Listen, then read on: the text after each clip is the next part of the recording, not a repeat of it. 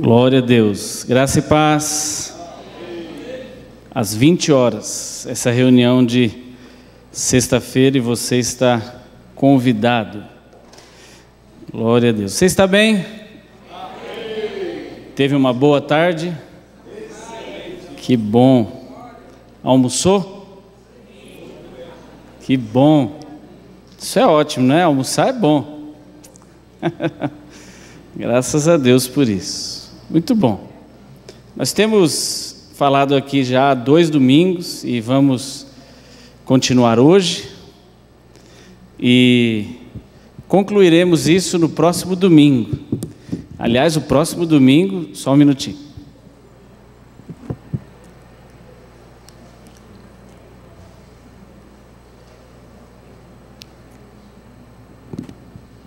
Próximo domingo, se eu fosse você, eu não deixaria de vir, hein?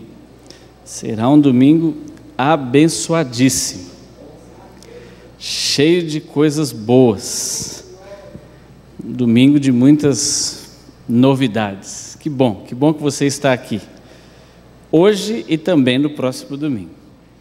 Então nós temos falado, né, já há 2 domingos, falamos sobre honra, a importância da honra, depois falamos sobre gratidão, a importância de sermos gratos, e glória a Deus se você for uma pessoa grata, e eu aconselho você a fazer alguns ajustes caso você até hoje não tenha conseguido ser uma pessoa grata ou que demonstra gratidão, uma pessoa que leva em consideração os princípios de honra e que demonstra isso ao longo de sua vida, porque nós podemos estar na igreja há muito tempo, isso não quer dizer nada.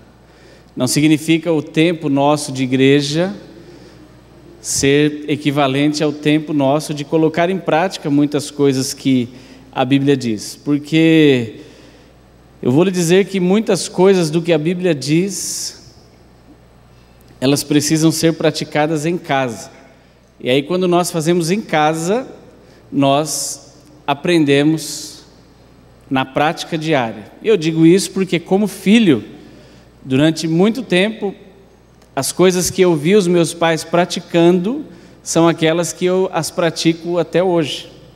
Então, se você, como pai, tem dificuldade de praticar algumas coisas, eu lhe digo que, infelizmente, os seus filhos também terão. Se você, como filho, teve o privilégio de ver seus pais praticando algumas atitudes e algumas obras no dia a dia, então você é um privilegiado e você tem isso por princípio. E se você não viu seus pais praticando algumas coisas como honra, como gratidão, como liberalidade, que é o que falaremos hoje, eu também digo que do mesmo jeito pode haver, eu digo que pode haver, porque nós temos outras maneiras de aprender essas coisas, mas pode haver uma dificuldade maior para você cumprir ou colocar em prática esses princípios. São princípios bíblicos, princípios da palavra de Deus, princípios maravilhosos que o próprio Jesus fez questão de nos ensinar, mas que nós temos dificuldade de colocar em prática, principalmente aqueles que exigem de nós sermos doadores. Porque é do ser humano, é de todos nós querer ser mais receptores do que doadores. É só prestarmos atenção quando se fala assim, quantas pessoas têm o costume, um exemplo bem bobo talvez até, mas bem básico, né? Mas quantas pessoas têm o costume de doar sangue? Aí nós vemos que pouca gente tem esse costume. Claro que eu não vou fazer essa pergunta aqui, porque não é o objetivo nosso, mas é para nós pensarmos. Nós temos dificuldade de sermos doadores. E aí você fala assim, mas eu não dou porque eu passo mal, eu não dou porque eu tenho medo, eu não dou porque eu tenho dificuldade, eu não dou porque não me parece ser tão importante, eu não dou, e cada um de nós tem uma série de motivos para não fazê-lo. Mas é interessante que num primeiro momento que você precisa, e você sai pedindo doadores, e se alguém falar assim, eu não posso doar porque eu tenho medo, os mesmos motivos que você dá, eu não acho legal, eu nunca fiz, eu passo mal, aí você olha para essa pessoa e fala, puxa vida, que falta de generosidade. Mas a falta de generosidade começa em nós. Nós temos como princípio ou como costume estarmos mais preocupados em receber do que em dar. Quando Jesus falou, é melhor dar do que receber. A Bíblia nos ensina de que é melhor dar do que receber. Mas nós queremos receber primeiro, né? Este é a ordem que o ser humano colocou. O mundo não é de quem doa, o mundo é dos espertos. E os espertos não doam, os espertos recebem. Os espertos dão um jeito de obterem vantagem. Os espertos dão um jeito de ganhar até aquilo que não é deles. Por quê?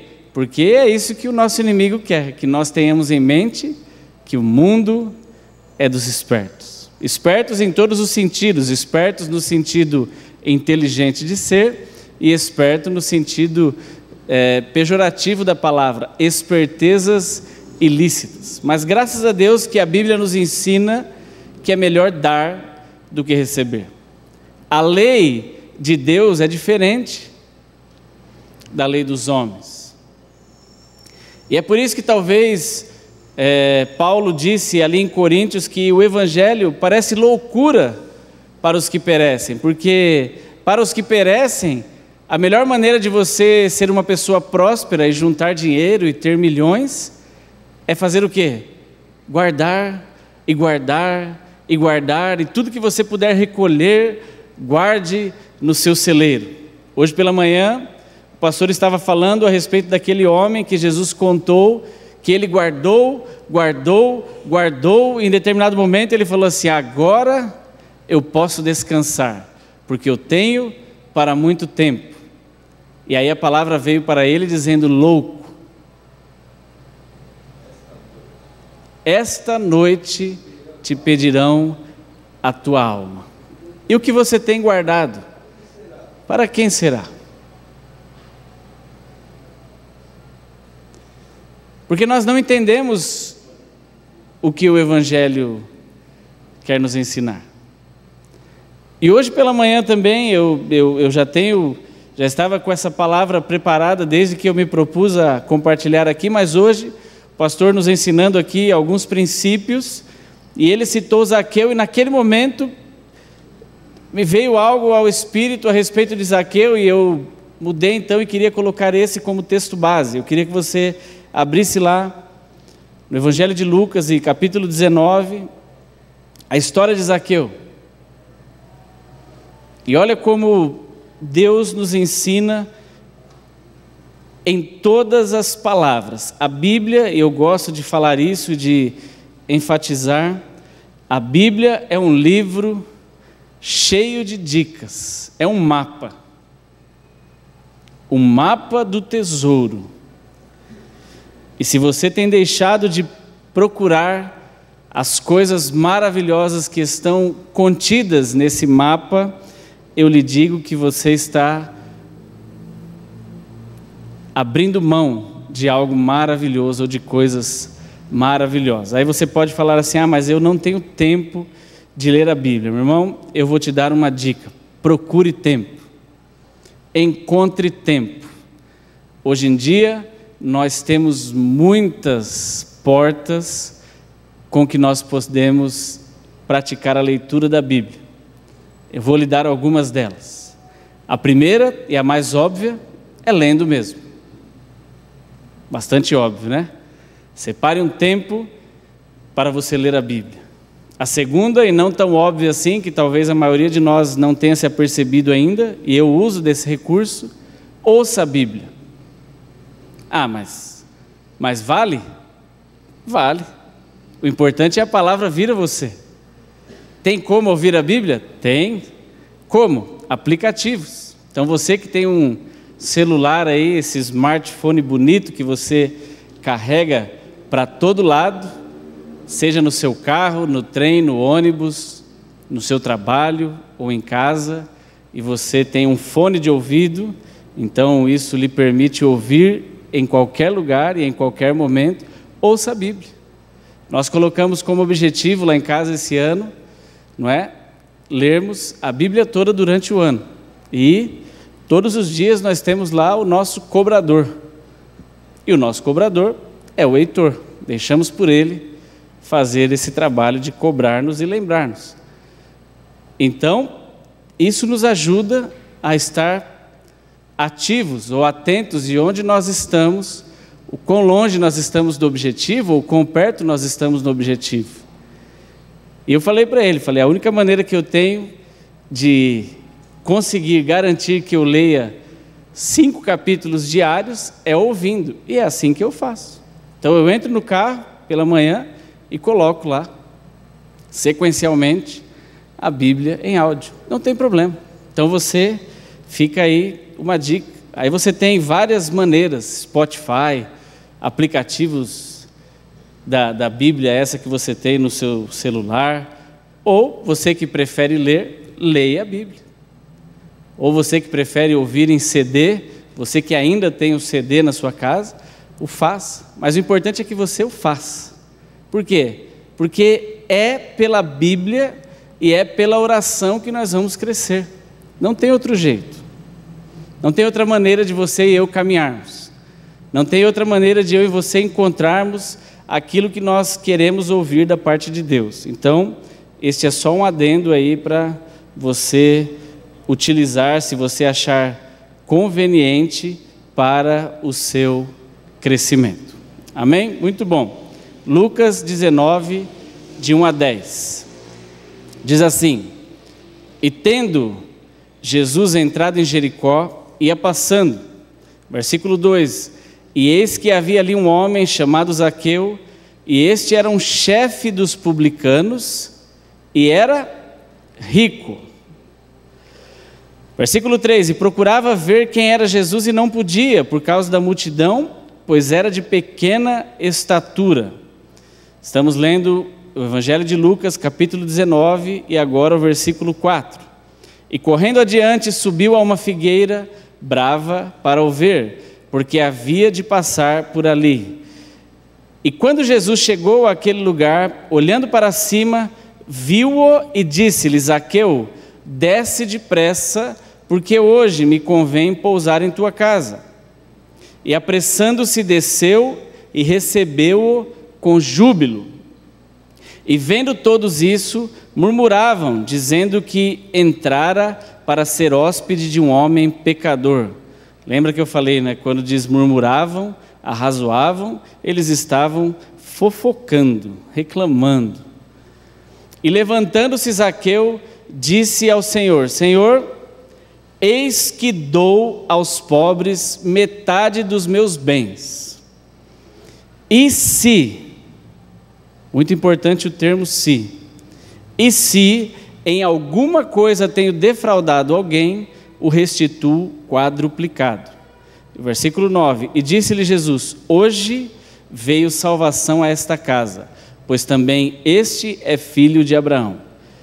E encerra-se no 10 dizendo: porque o Filho do Homem veio buscar e salvar o que se havia perdido. Vamos orar. Pai, muito obrigado por este dia, muito obrigado por este tempo maravilhoso, especial, que o Senhor preparou para estarmos aqui na Tua casa. Muito obrigado por este período de louvor que nós já tivemos. Obrigado pela vida do pastor Sérgio, dos irmãos que estavam aqui com ele, que chegaram mais cedo, que se prepararam para nos banquetear com este momento maravilhoso, Senhor. Muito obrigado pelo preparo deles, pela dedicação deles, e que o Senhor os retribua em muito toda essa dedicação que eles têm demonstrado e realizado na tua casa. Muito obrigado também por aqueles irmãos que estão ali na porta e estavam aqui mais cedo para nos receber. Muito obrigado por aqueles que estão preparando o som e todo esse ambiente de conforto para estarmos aqui bem. Muito obrigado por aqueles que limparam este lugar essa semana, para que nós chegássemos aqui hoje e encontrássemos tudo ajeitado,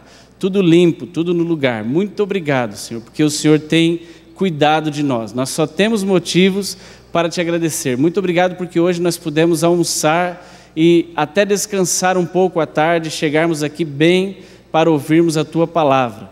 Nós queremos te agradecer por isso e pela tua palavra, Senhor. Nós queremos crescer um pouco mais nesta noite. Que o teu Espírito Santo que habita em nós possa nos ajudar, porque ele é um ajudador.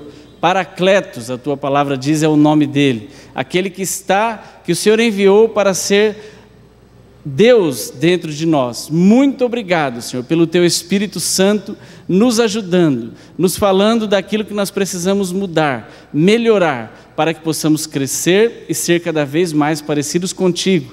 É isso que nós te pedimos uma vez mais, em nome de Jesus e amém. Amém? Eu não sei qual tem sido a sua oração, mas eu aconselho você a de fato orar, porque o Espírito Santo habita dentro de você. Você crê nisso? Amém. E a Bíblia diz, no texto da primeira carta de Coríntios, capítulo 2, versículo 9, que há coisas que o olho não viu, que o ouvido não ouviu e que não subiram ao coração do homem, são as coisas que Deus tem preparado para aqueles que o amam. Você ama a Deus? Então há coisas preparadas para você. E a Bíblia diz que o Espírito Santo, ele sabe de todas essas coisas. E ele habita dentro de mim e dentro de você. Então, se tem uma pessoa a quem você tem que recorrer para descobrir as coisas que Deus tem para você, é o Espírito Santo que habita dentro de você. Para que você possa saber tudo que Deus tem para você e não passar em branco, né? Não faz sentido você passar esse tempo abençoado que Deus tem lhe dado o privilégio de passar aqui nesta terra e ser um tempo que você passe em branco. Então, aproveite e faça uso da palavra de Deus e do Espírito Santo que habita dentro de você. Vamos lá.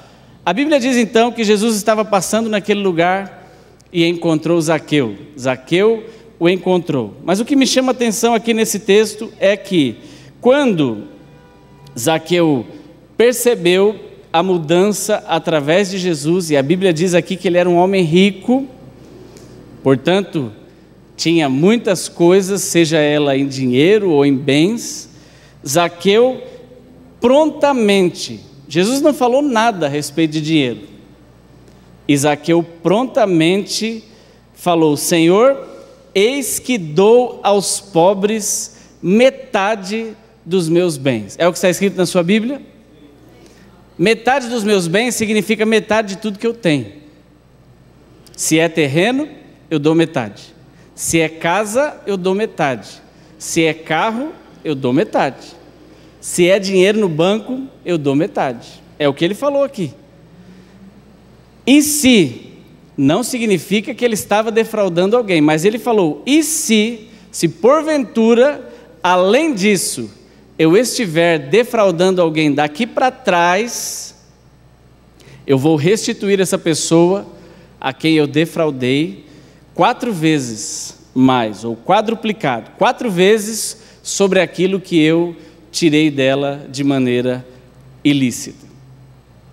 E aí é interessante que, quando Zaqueu teve essa atitude de generosidade, a primeira foi de generosidade, porque ele por si só falou: eu dou metade do que eu tenho aos pobres.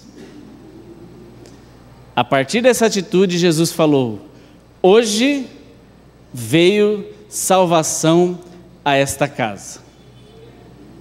Olha que coisa interessante. O Sérgio estava ministrando aqui e ele cantou, né, os irmãos ministraram esse último cântico, falando sobre salvação, e ele falou: vamos orar por salvação. E eu estava pensando sobre isso hoje à tarde, justamente após ter visto ou ter meus olhos abertos para esta palavra,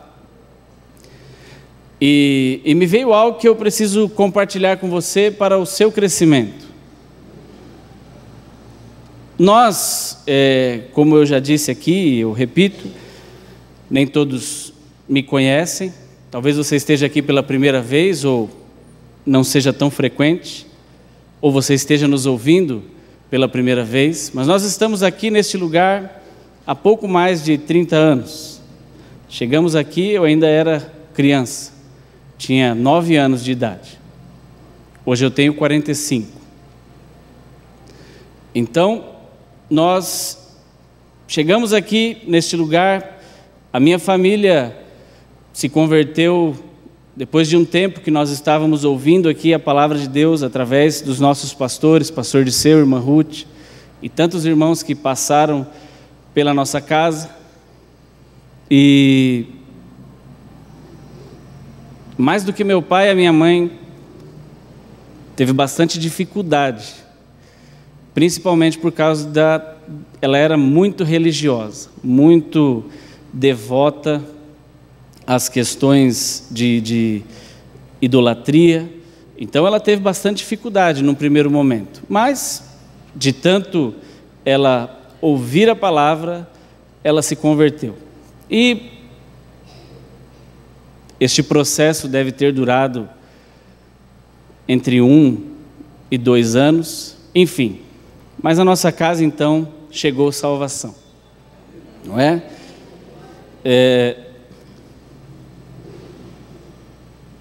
Isso foi ali pelos anos de 1989, 90 e 91, por ali. Bom, nós então começamos uma jornada aqui com os irmãos desta igreja mesmo, e nós sempre fomos de uma família simples. Meu pai nunca foi rico, sempre trabalhou demais, feirante, e a minha mãe, como a maioria das irmãs daquela época, vivia como dona de casa, e ajudava meu pai no que podia, no trabalho dele, já que ele era autônomo, e todos nós entrávamos na dança, né? Então, antes de eu fazer Senai, eu era ceboleiro. Antes da Renata se tornar professora, ela era ceboleira. E antes do Rafael fazer Senai, ele era ceboleiro. Todos nós, né? E a nossa mãe, dona de casa, e ceboleira também, porque a família toda assim o era. Muito bem, nós começamos a aprender tudo aquilo que a Bíblia tinha para nós, e começamos a avançar então, e claro, tínhamos muitos carrapichos como toda a família, tínhamos muitas coisas a melhorar, e eu acredito que ainda temos como família, porque é assim que é. Enquanto nós estivermos aqui, nós estamos para melhorar. A Bíblia diz que é da vontade de Deus, e Jesus veio aqui para dar dons aos homens e trazer pessoas à igreja para que nos instruísse, justamente para que todos cresçamos e cheguemos à estatura completa de Cristo. Então, se você está aqui ainda com a sua família, é porque Deus está lhe dando a oportunidade de crescimento. Todos nós, e todos nós estamos aqui para crescer. Mas, ao longo do tempo, e eu posso perceber isso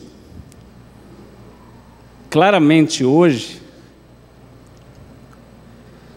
até um pouco ao contrário do meu pai, a minha mãe foi uma pessoa muito generosa, muito. E eu não estou dizendo que o meu pai não era generoso. Eu digo era porque o meu pai já faleceu há pouco mais de um ano. Mas a minha mãe, que continua viva, ela tinha um coração mais generoso do que o coração do meu pai. E eu não estou criticando o fato de meu pai ser menos ou ela ser mais generosa. Estou falando com conhecimento de causa porque como filho eu podia perceber isso. A minha mãe sempre foi muito generosa, sempre, em todos os aspectos, seja de oferecer a casa a alguém, seja de oferecer comida a alguém, seja de oferecer hospedagem a alguém, e seja de oferecer recursos financeiros, tanto a alguém como a Deus. Olha que interessante, eu me lembro, e eu já contei sobre isso, que a nossa igreja, eu falei há 2 domingos atrás, nunca foi uma prática da nossa igreja, nunca foi uma prática do nosso pastor ser uma igreja ávida por pedir ofertas. Você não vê aqui todo culto nós fazendo levantamento de ofertas. Não é essa prática que nós temos, e isso não é de hoje, isso é desde o princípio. Inclusive algumas pessoas que vêm aqui acabam estranhando, puxa vida, né? A maioria das igrejas, para não dizer todas, tiram ofertas todo dia, todo culto, qualquer culto, e aqui não é assim, e sempre foi desse jeito. E aí você pode perguntar, mas como Deus tem sustentado esta igreja? E a resposta é essa, justamente porque Deus é que sustenta esta igreja.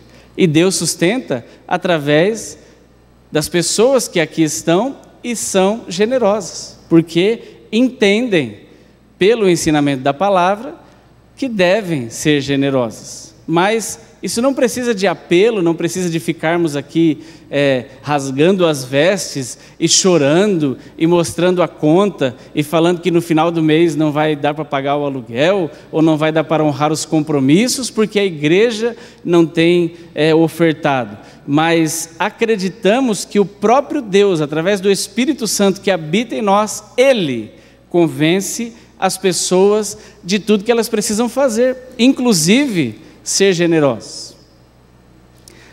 Mas mesmo assim, mesmo não sendo uma igreja que faz esse tipo de apelo com frequência, os nossos pais aprenderam desde cedo. Nós precisamos ser dizimistas, nós precisamos ser ofertantes, nós precisamos ser generosos. E olha que interessante, por causa desta prática, e eu vou dizer a você também com conhecimento de causa, que se a minha mãe e o meu pai foram pessoas difíceis de aceitar o Evangelho, a família deles era bem mais difícil do que eles. E olhando hoje para esta palavra de Zaqueu, eu posso perceber com muita clareza que, óbvio, também por causa do testemunho deles, por causa do dom de evangelista que claramente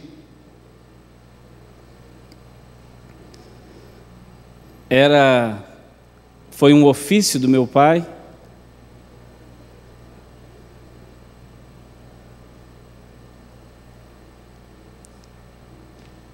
mas por causa da generosidade deles, e eu lhe digo, principalmente da minha mãe,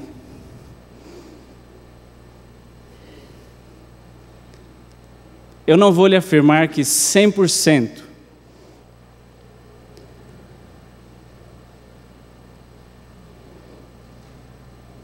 tanto da família da minha mãe, quanto da família do meu pai, eu não posso te afirmar que 100% das pessoas se converteram. E aqueles que já morreram, que 100% estão no céu. Mas eu posso lhe dizer com bastante convicção, a maioria das pessoas se converteu.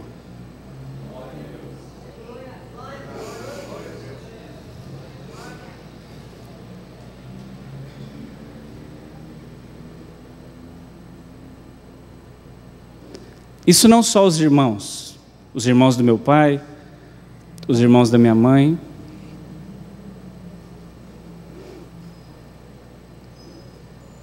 mas isso foi se estendendo aos filhos, aos sobrinhos, aos netos, e em 30 anos já se pode atingir até 3 gerações, não é? Mas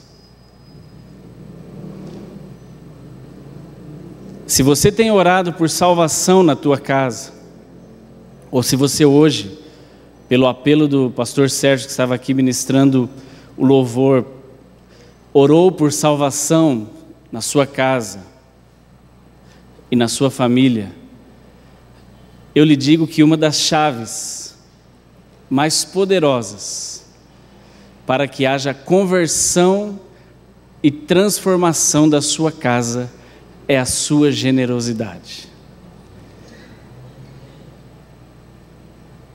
Zaqueu não teve nenhuma outra atitude a não ser a de mudar o seu coração e de se tornar instantaneamente um homem generoso, para Jesus responder a ele prontamente: hoje chegou salvação a esta casa.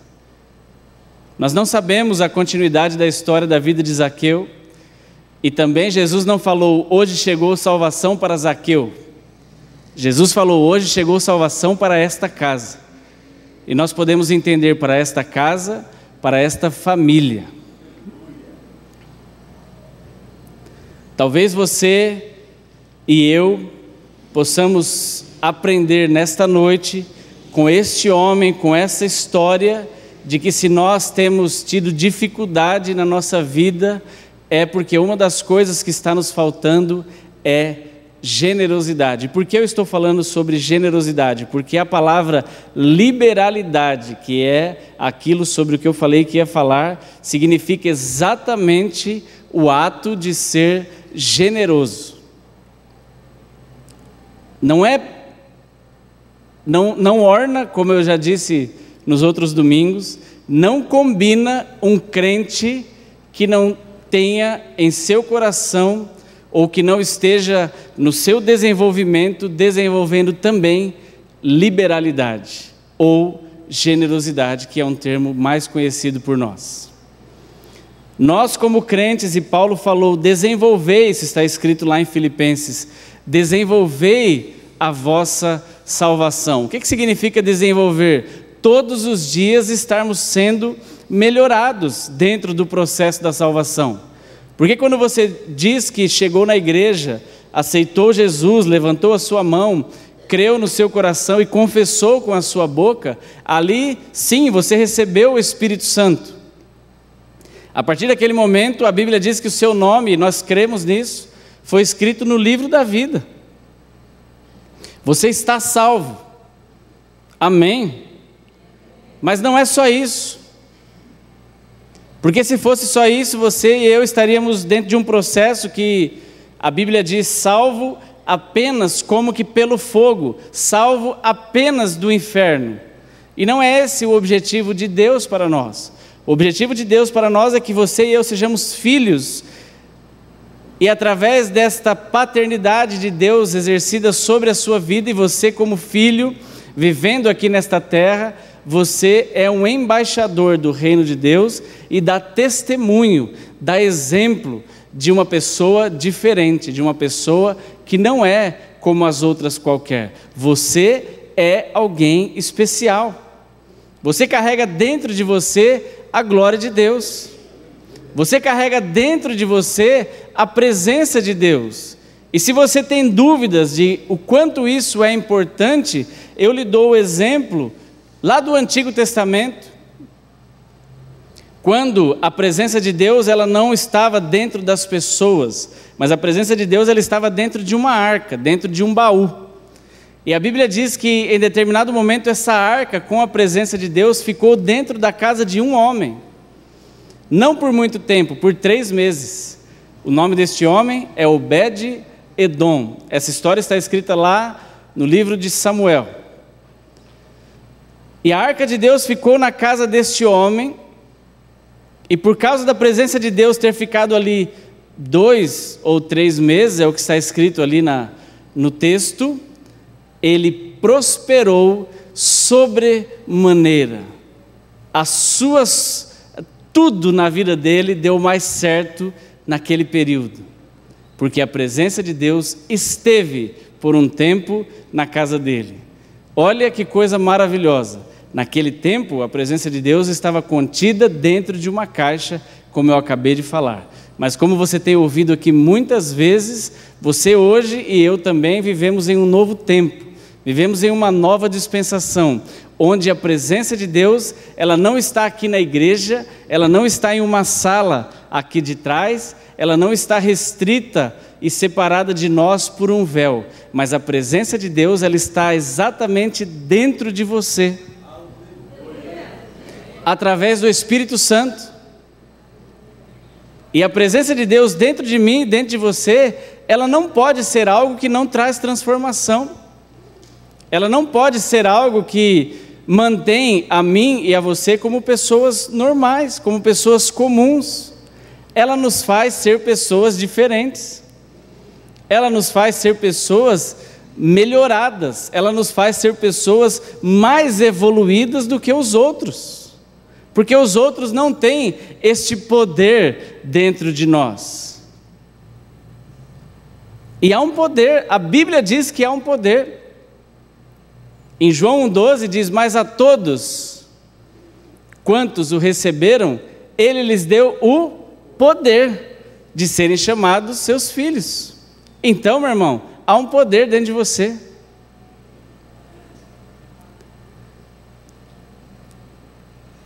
Atos 10:38 diz que, como Deus ungiu a Jesus de Nazaré, com o Espírito Santo e com poder, virtude, o qual andou fazendo bem e curando a todos os oprimidos do diabo, porque Deus era com ele. E eu posso lhe dizer que este mesmo poder que estava contido dentro de Jesus, ele está dentro de mim, dentro de você. Olha que coisa boa. Então não tem como nós não crescermos, não tem como nós não avançarmos, e nós temos que avançar em tudo, inclusive em generosidade. E esta generosidade sendo desenvolvida por você, dia a dia, todos os dias, ela também é um dos caminhos pelo qual Deus usa para gerar salvação na sua casa e na sua família. Meu irmão, segunda carta de Coríntios, olha que interessante, capítulo 9, e o versículo 7.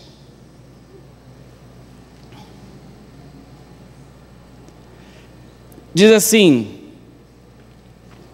há um contexto aqui, onde Paulo está ensinando, e diz assim: cada um contribua segundo propôs no seu coração, não com tristeza ou por necessidade.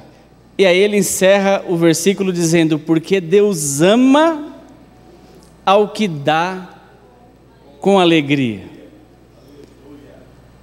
Vamos fazer a leitura ao contrário. Se Deus ama ao que dá com alegria, qual será o sentimento de Deus para quem não dá ou quem dá com tristeza? Só para nós pensarmos. Eu não consigo ler a Bíblia tentando entender, mas e se for o contrário? Se Deus ama quem dá com alegria, rapidamente eu posso perceber, então o sentimento de Deus não é de muito amor quando alguém que não dá ou não dá com alegria. Aquela pessoa que conta ali as sementes, as moedas e fala: Senhor, mas tudo isso, puxa vida, mas será?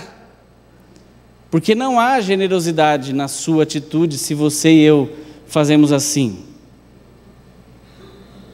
Não há generosidade em nós. E quando nós olhamos para estes homens da Bíblia, Paulo, por exemplo?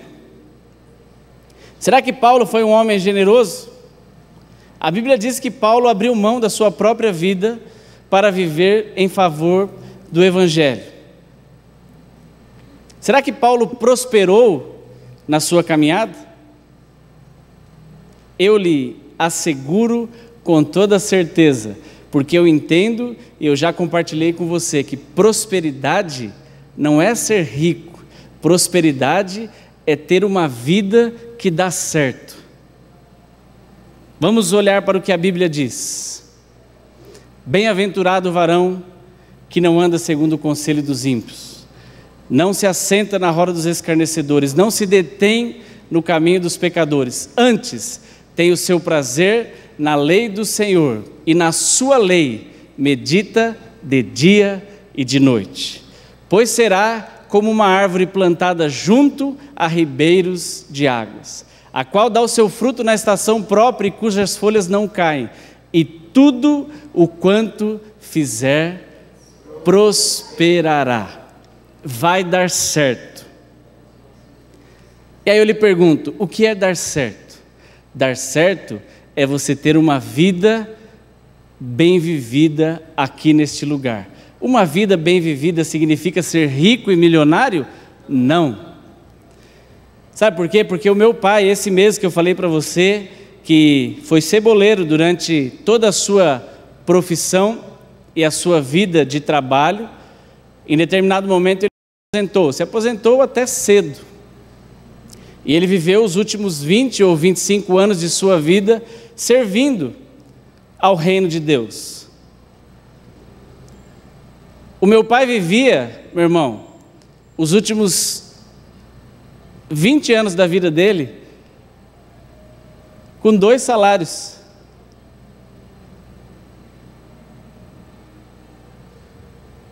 Nossa, que riqueza! Eu tenho certeza que se eu perguntar aqui, a maioria das pessoas, a maioria das famílias tem de renda mais do que 2 salários. Eu nunca cheguei na casa do meu pai para que não tivesse comida lá sobrando.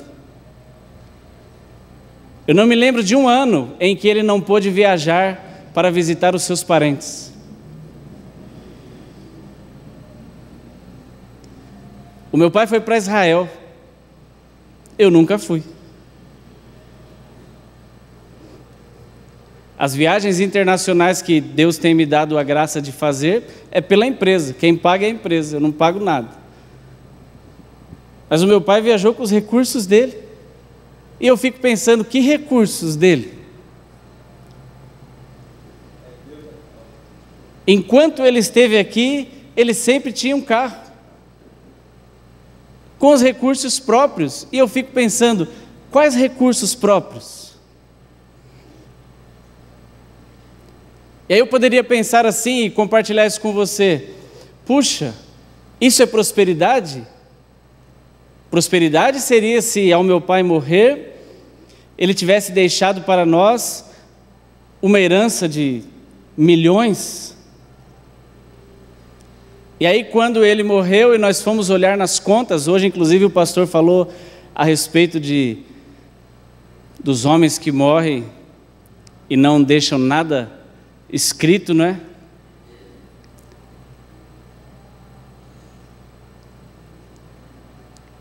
Quando ele percebeu tudo, ele escreveu uma folha com todas as senhas dele. Eu não sei porquê, mas ele gostava de ter conta no banco. Então tinha uma conta na Caixa, tinha uma conta no Bradesco, tinha uma conta no Itaú. E aí ele escreveu, dentro da sua simplicidade, senha com C, mas colocou lá todas as senhas, entregou.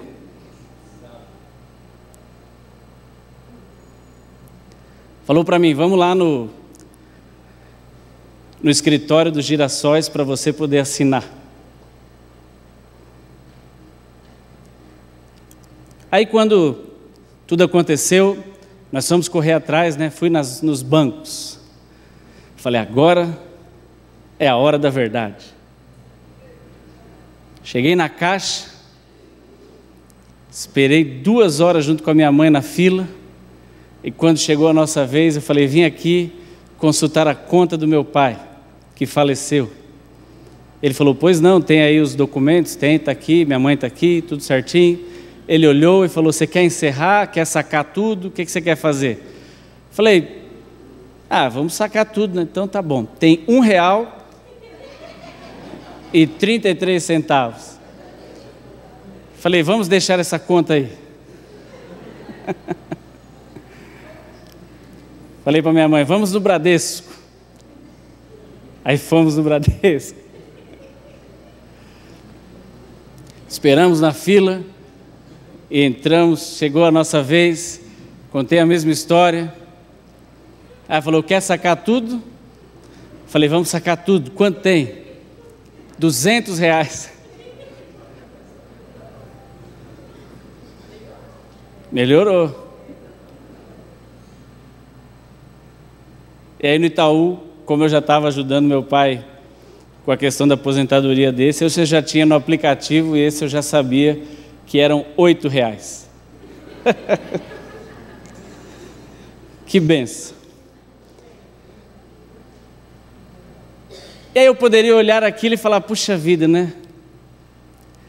A Senhor, e a vida de prosperidade que o Senhor prometeu? Meu pai viveu aqui a serviço do reino.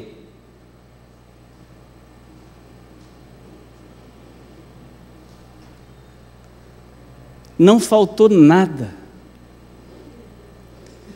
Como eu lhe disse, enquanto ele viveu, Deus proveu tudo. Isso é prosperidade. Ele trabalhou até os 50 e tantos, viveu até 73, portanto, 20 anos pelo menos, sem produzir algo aqui que gerasse renda. Deus proveu tudo. Aí meu pai morre, e agora fica minha mãe. E eu falei, puxa, e agora, Renata? Se eu lhe falar, lembra que eu falei, minha mãe foi mais generosa do que ele? Se você encontrar minha mãe, como você encontra ela quase sempre por aqui, e não estranhe, também não fique assim, nossa, a irmã Madalena está meio avoadinha. Ela está, a sua cabeça já não está 100% mais, mas a saúde física dela está muito bem. Você não acredita. E essa semana eu estava olhando isso.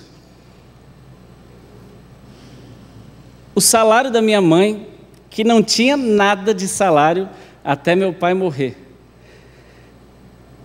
é 2 vezes o que o meu pai recebia. Não está faltando nada. Até hoje, já faz mais de 1 ano, nós não colocamos nada dos nossos recursos para minha mãe, porque Deus aumentou os ganhos dela. Sabe o que é isso, meu irmão? Generosidade.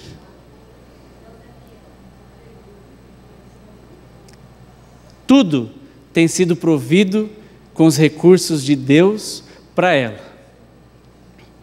E eu não tenho nada a ver com isso. A Renata não tem nada a ver com isso. O melhor que nós podemos fazer e estamos fazendo é contribuindo com ela na administração diária da vida dela, para que ela viva bem. Sabe o que é isso?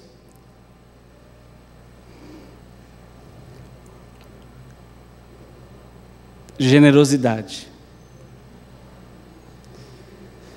Eu faço questão de lhe falar isso porque eu já vi pessoas.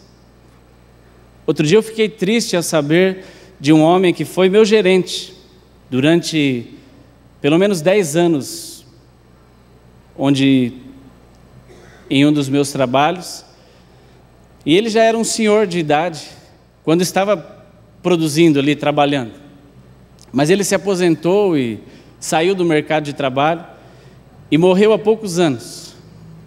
Soube há 1 ou 2 anos que ele faleceu. E o pessoal me contou que ele, com quase 80 anos de idade, os recursos dele não eram suficientes para ele viver. Com quase 80 anos de idade, ele estava precisando recorrer a trabalhos informais, quase que pedindo favores, vivendo uma vida que não é de uma pessoa dessa idade estar vivendo.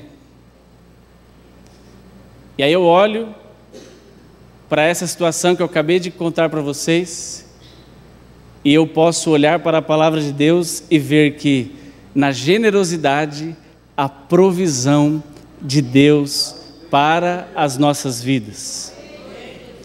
Eu não sei aonde você tem plantado. Eu não sei qual é a visão que você tem a respeito dos recursos que têm chegado nas tuas mãos. Como eu disse, e eu estava falando a respeito de Paulo, prosperidade é uma vida que dá certo. Paulo, pelas contas e aquilo que os historiadores dizem, Paulo viveu mais ou menos do ano 5 depois de Cristo.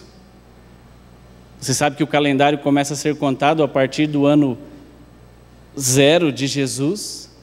Então, de acordo com os historiadores, Paulo nasceu 5 anos depois de Jesus, portanto ele era mais jovem que Jesus um pouquinho. E ele viveu até aproximadamente o ano 67. É verdade isso? Eu não sei. É o que os historiadores dizem. Se você se lembra bem, então se Paulo viveu até o ano 65 ou 67 depois de Cristo, ele nasceu no ano 5, então próximo da idade de 60, um pouco abaixo disso talvez, se os historiadores estiverem errados.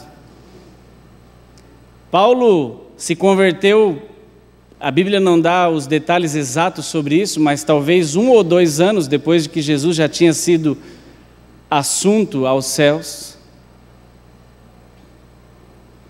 Então Paulo teve ali pouco mais de 25 anos de ministério, entre 25 e 30, podemos dizer. Entre 25 e 30 é exatamente o tempo que grande parte de nós temos aqui na igreja. O Novo Testamento tem 27 escritos, 27 livros, entre evangelhos, livros e cartas. Paulo escreveu exatamente a metade, 50% disso. Eu lhe pergunto, Paulo foi próspero? Prosperou demais. Paulo foi praticamente um homem que, sem ter conhecido Jesus enquanto ele estava aqui, o homem que deu as maiores direções recebidas de Deus à igreja. Todo culto da ceia nós lemos aqui a palavra de Paulo, lá de 1ª carta aos Coríntios, capítulo 11, que diz: o que eu recebi do Senhor é o que também vos ensinei. E aí ele começa ali a falar sobre a ceia. A igreja de hoje, ela pratica a ceia não por causa de uma palavra de Pedro que andou com Jesus, mas por causa de uma palavra de Paulo.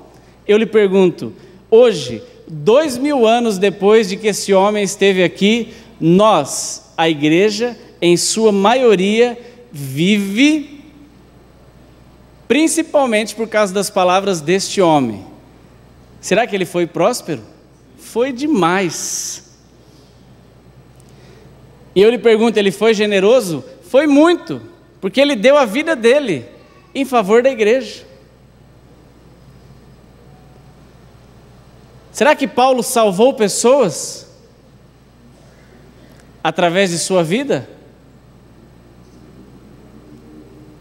Todas as pessoas que vêm sendo salvas desde o início da igreja e até hoje, Paulo tem a ver com essas pessoas. Paulo tem a ver com o crescimento da igreja.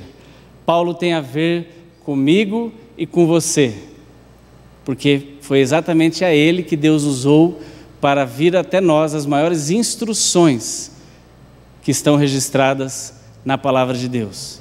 E é claro que nós sabemos que tudo isso é inspiração divina, a Bíblia toda o é, mas eu estou lhe dizendo que na generosidade há prosperidade e há salvação.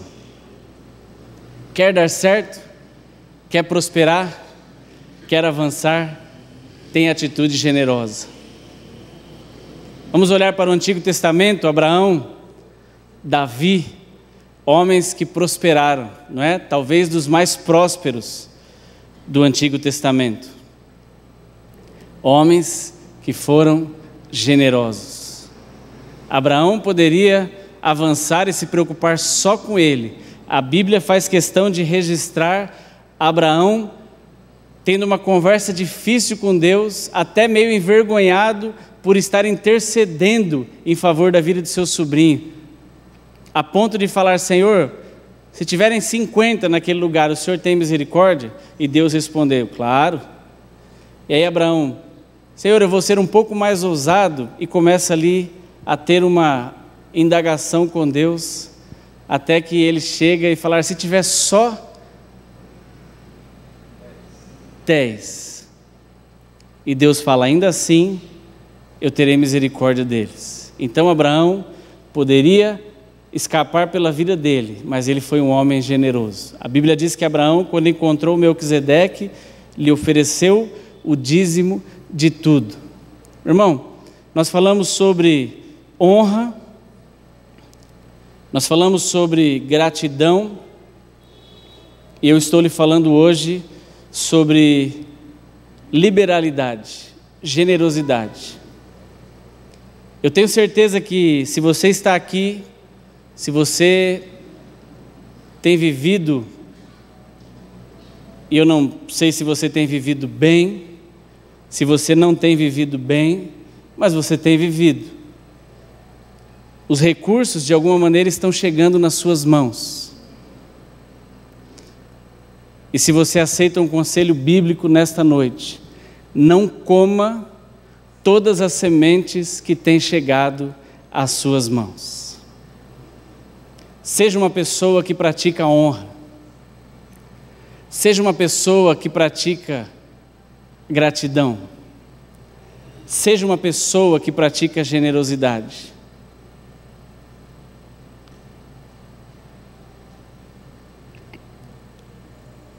Deus vai cuidar de você e da sua família. Deus não vai deixar faltar nada para você e para a sua família.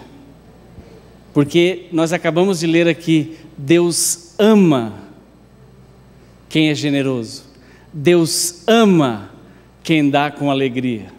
Deus ama quem resolve gastar a sua vida em favor dos outros. Por isso que o Evangelho é algo maluco, é algo fora de todos os entendimentos, porque as pessoas dizem: ajunte para você, guarde para você. Há uma preocupação enorme.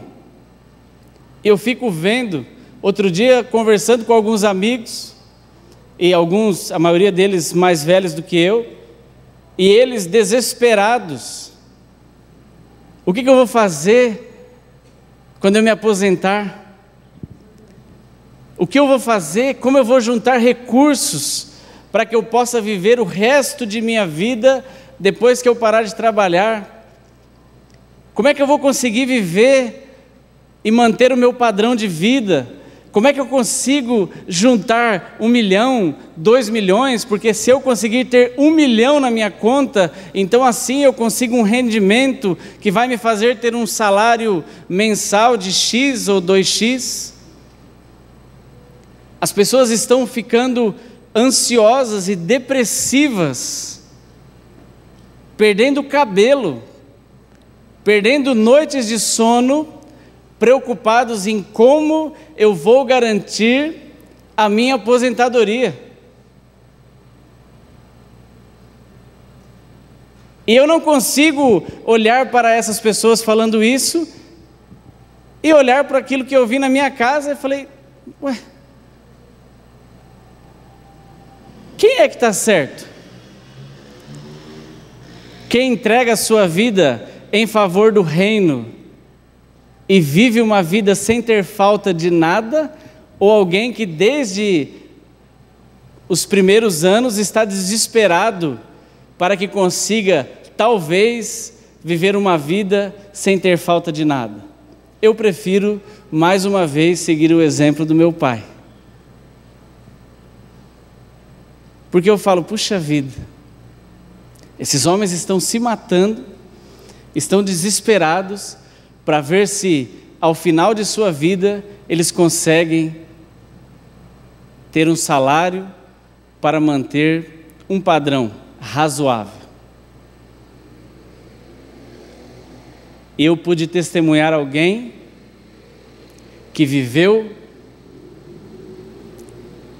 com recursos limitados do ponto de vista humano, mas que pôde viver experiências maravilhosas, ajudar pessoas, servir ao reino, comer abundantemente, sem faltar nada. E olha que não comia pouco, comia bem e comeu. E pôde viver bem, sem depressão, sem tristeza, sem desespero, mas uma vida próspera, porque prosperidade é não ter falta, prosperidade é viver bem, prosperidade é ter uma vida que agrada a Deus. Então, se eu posso lhe dar um conselho nesta noite, pela palavra de Deus, não fique desesperado. Vamos pegar a palavra de Jesus ali em Mateus, dizendo, não estejais ansiosos quanto àquilo que você vai comer amanhã, quanto àquilo que você vai vestir amanhã, quanto ao seu tempo de aposentadoria, quanto ao seu futuro. Olhe para os passarinhos, olhem para os lírios, olhem para as coisas que estão sustentadas por Deus. Se Deus tem cuidado com elas, não vai ter cuidado com você que é filho? Não vai ter cuidado com você que é filha? Deus não se esquece de você. Deus não tem os seus olhos fechados e nem a sua mão encolhida. Isso é o que a Bíblia diz. Para que não possa prover a você que é filho. Mas para isso você e eu precisamos fazer a nossa parte. Ter um coração generoso. Ter um coração que semeia. Ter um coração que entende. E aí eu lhe pergunto, e o que é a semente, meu irmão? O que são as nossas sementes? Eu preciso dar um exemplo prático aqui, porque às vezes você fica pensando, tudo, né? O pastor estava falando hoje, ele falou, às vezes acho que a gente fica pensando que vai ser algo, um extraterrestre. Não, são coisas físicas. Hebreus diz que, ao passo que você e eu entregamos os nossos dízimos aqui, para aqueles que morrem, Deus o recebe lá. Você está semeando no reino de Deus. É algo muito mais espiritual do que eu e você podemos imaginar. O texto de Malaquias diz, traga os dízimos à casa do tesouro e faça prova, se eu não vou derramar sobre você e abrir as janelas dos céus. Eu preciso mostrar a você que, de repente você olha para um dinheiro assim, são notas aqui, e aí você fala, mas dinheiro é do diabo. Porque a Bíblia diz que o amor ao dinheiro, ou o dinheiro é a raiz de todos os males. Não, a Bíblia diz que o amor ao dinheiro. Quando você coloca o seu coração mais nisso do que no reino de Deus, de fato, você e eu estamos invertendo os valores.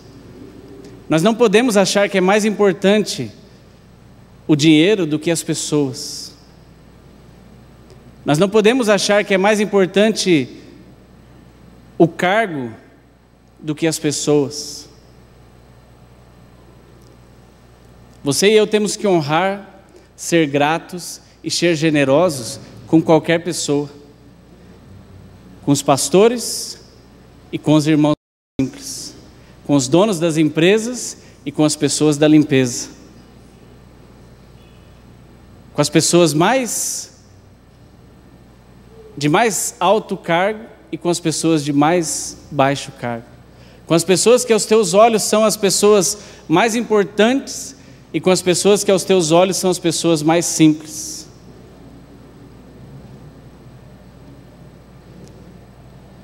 E tem que ser algo mais ou menos assim. Renata, por favor, peça para a Rebeca e a sua amiguinha virem aqui, elas vão me ajudar. Vem cá, Rebeca, por favor. Tem coragem? Vem cá, isso. E a sua amiga também, olha que benção. 2 amigas, vem cá. Filha da Gisele, vem aqui também. Olha só que benção. A Esther, obrigado. Era aí, vou conversar com elas aqui. Vem cá, Esther.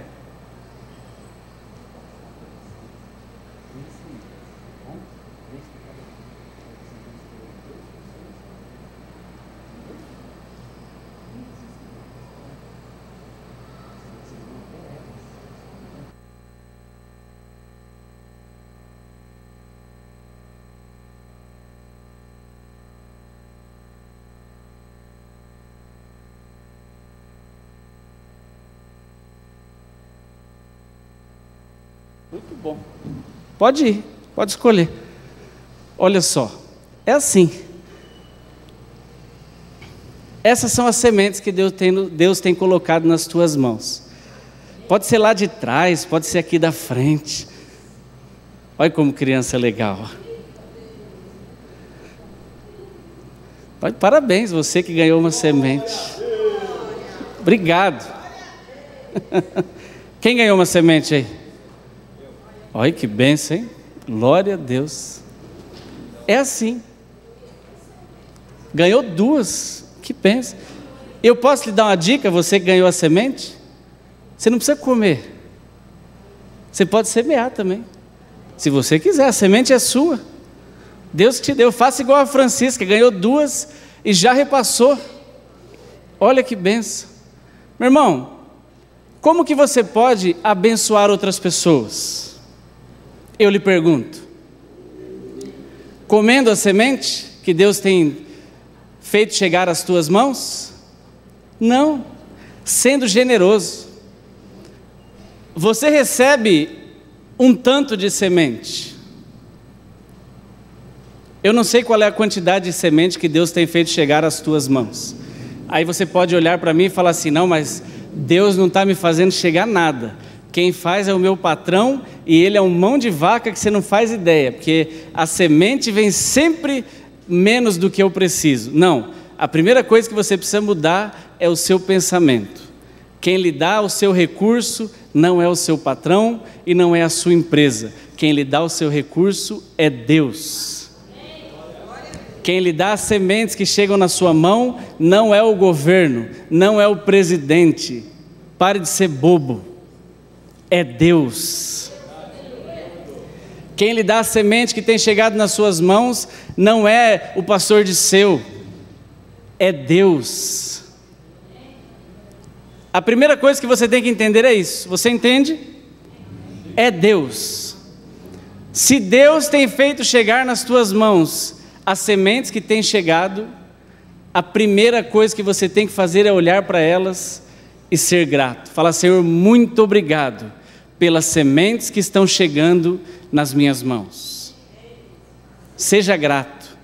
Ao invés de olhar para as suas sementes e reclamar, e chorar e chamar aquilo de, meu olerite é uma cebola, porque me faz chorar toda vez que eu abro. Não, meu irmão, agradeça a Deus pela quantidade que tem chegado, porque é com esse recurso que Deus faz você prosperar. Depois você pega aquilo e fala: Senhor, muito obrigado. Em honra ao Senhor, eu quero lhe devolver parte dessa semente, porque eu não posso comer tudo. Eu preciso aplicar. E aplicar é devolver a Deus a parte que lhe cabe da sua semente. E aí você fala assim: mas qual é a parte de Deus? Aí, meu irmão, é Deus e você. A Bíblia fala em dízimo. Dízimo, pelo termo da palavra, significa a 10ª parte. Mas Paulo, melhorando isso, falou assim: Deus ama quem dá com alegria. Quem quer prosperar mais, dê mais. Quem quer prosperar menos, dê menos. Porque o reino de Deus não é como a XP. O reino de Deus não é como o Banco Itaú. O reino de Deus não é como o Banco Bradesco. Sabe o que acontece lá no Banco Bradesco? Se você colocou, tem. Se você não colocou, não tem. Se você colocou num rendimento mais ou menos, cresce mais ou menos. Se você colocou num rendimento ruim, cresce ruim. Se você não colocou nada, cresce nada. Mas no reino de Deus, Ele está olhando para o seu coração. Eu vou repetir o que nós falamos na semana passada. Jesus estava olhando uma fila de oferta. E tinham muitos homens dando fortunas. Pedro, quando chamou a igreja para dar aquilo que eles tinham, porque a Bíblia diz que eles tinham tudo em comum, os homens vendiam as suas casas. De repente alguém entendeu errado. Eu vou bajular, vou vender a minha casa, vou combinar aqui com a minha esposa, e nós vamos falar que vendemos por tanto, mas vamos dar só um pouquinho, ou menos do que aquele tanto. Coração errado. Jesus, olhando para o coração daqueles homens, falou para os seus discípulos: essa mulher, essa viúva foi a que mais deu. Aí os discípulos falaram: Senhor, mas como que foi ela que mais deu? Ela deu praticamente nada. Jesus falou: mas ela deu tudo que ela tinha. E aqueles homens estavam dando do que sobrava. O que isso nos ensina? Se você e eu temos feito conta de tudo, e aí a última coisa que sobra, pode ser muito, pode ser pouco, você fala: agora sim, Senhor, está aqui a sua parte, para de reclamar. Não, Ele não está nem reclamando. Sabe por quê, meu irmão? Porque a bênção é para você. Jesus não precisa do seu dinheiro. A Bíblia diz que Ele é o Deus do dono do ouro e da prata. Ele é dono de tudo. Ele é dono de tudo. Ele é o alfa e o ômega. Você só trabalha porque Ele deixa. Você se acha bom demais. Nossa, o meu trabalho vale muito. Não, meu irmão. Só vale alguma coisa porque Ele permite que você realize o seu trabalho. Só vale alguma coisa porque Ele permite que você tenha alguma coisa. A capacidade vem dEle. A possibilidade de você respirar vem dEle. Tudo que você tem vem dEle. A sua casa é dEle. O seu carro é dEle, você é um mordomo e eu também. Nós estamos aqui para servir com aquilo que tem chegado nas nossas mãos. Alguém perguntou aqui para a nossa pastora: mas eu preciso dar sobre o bruto ou sobre o líquido? Olha que pergunta boa. A resposta dela, melhor ainda: você quer ser abençoado sobre o bruto ou sobre o líquido? Depois que eu aprendi essa resposta dela, eu passei a dar os meus dízimos e as minhas ofertas sempre contando sobre o bruto. Porque eu falei, Senhor, esse é o que eu quero ganhar. E Deus sempre está esticando. E aí eu falo, agora é esse então que eu quero ganhar. E Deus sempre está esticando. Porque eu tenho aprendido que tudo que chega nas minhas mãos era para que nós possamos, abençoar o outro. Andar abençoando a vida do outro. Não faz sentido, se não for assim, sermos igreja. Se você tem um carro, é para você compartilhar com alguém uma carona.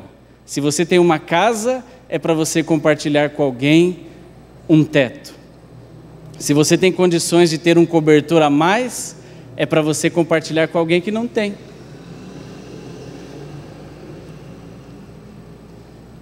Deus tem chamado esta igreja para abençoar outras pessoas, outras igrejas, outros ministérios.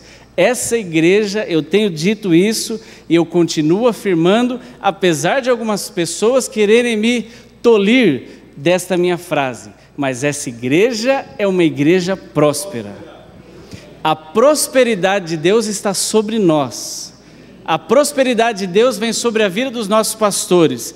E eu quero que ela venha mais. Eu quero que ela venha mais, porque a cada dia que eles estão prosperando mais, isso sobra e derrama e cai sobre as nossas vidas.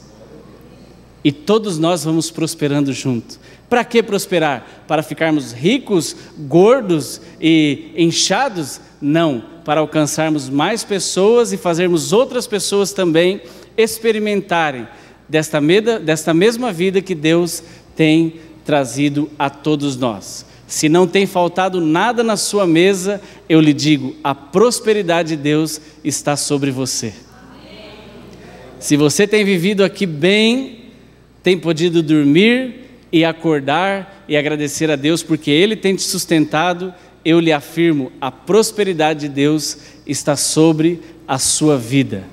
Seja generoso, seja generosa e deixe Deus aumentar ainda mais os seus celeiros. Amém? Amém? Muito bom. Então, eu gostaria de deixar aqui um desafio para você. No próximo domingo nós teremos aqui a ceia do Senhor, tanto pela manhã quanto pela noite. Você pode vir pela manhã e pode vir pela noite. Aliás, se eu fosse você, eu viria nos dois. Eu quero lhe fazer um desafio aqui, a todos nós, de separarmos algo especial. E aí você fala, mas especial quanto? Não sei, meu irmão. Especial quanto Deus e você acertarem que é especial. Mas que você coloque no seu coração, lembre-se da palavra de Davi, eu não quero dar a Deus algo que não me custe nada.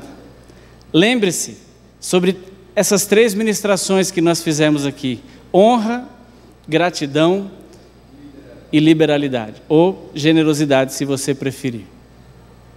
Lembre-se de tudo isso que nós temos falado. Se você tem dúvida, pegue lá a mensagem no YouTube e ouça novamente. E eu quero lhe aconselhar. Eu não vou usar o termo desafiar, porque nós não precisamos ser desafiados. Nós precisamos ser ensinados. Então eu quero lhe aconselhar pela palavra de Deus e lhe dar esta dica. E se você quiser, eu tenho certeza que você será abençoado nisso. Faça um propósito com Deus, separe algo especial, faça um voto com Deus.